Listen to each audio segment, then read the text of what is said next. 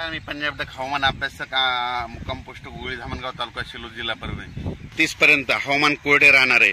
म्हणून सर्व शेतकऱ्यांनी मूग असेल उडीद असेल विदर्भ मराठवाड्यातल्या शेतकऱ्यांनी काढून घ्यावे। राज्यात सर्व शेतकऱ्याला सांगू इच्छितो 2 ते 6 सप्टेंबर दरम्यान मुसळधार पाऊस पडणार आहे, म्हणून हा अंदाज लक्षात घ्यायचा।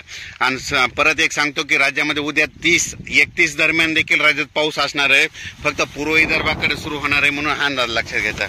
पण राज्यात सांगायचं झालं तर आपण तुम्हाला एक माहिती असं म्हणून सांगतो की उत्तर महाराष्ट्रामध्ये खूप पाऊस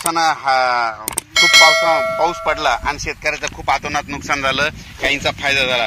पण त्या उत्तर महाराष्ट्रातल्या सर्व शेतकऱ्याला सांगतो की तुम्ही आज 29, 30 आणि 31 दरम्यान तुमच्या काही भागामध्ये सूर्यदर्शन दुपारनंतर 3:30च्या नंतर पाऊस देखील येईल, म्हणून हा अंदाज लक्षात घ्यायचा। पण उत्तर महाराष्ट्रातल्या सर्व शेतकऱ्याला सांगू इच्छितो की तुम्ही 2 तारखेच्या आत तुमच्याकडे ऊस असेल किंवा कांदा असेल, कांद्याची रोप असेल तर तुम्ही या 30, 31 आणि 1 तारखेपर्यंत तुमच्या भागात हवामान कोरडं राहणार आहे। उत्तर महाराष्ट्रामध्ये म्हणजे नंदुरबार, धुळे, जळगाव, नाशिक या भागामध्ये कोरडं राहणार आहे, म्हणून तुम्ही तुमचे ऊसाला खत वगैरे टाकायचं तर टाकून घ्या।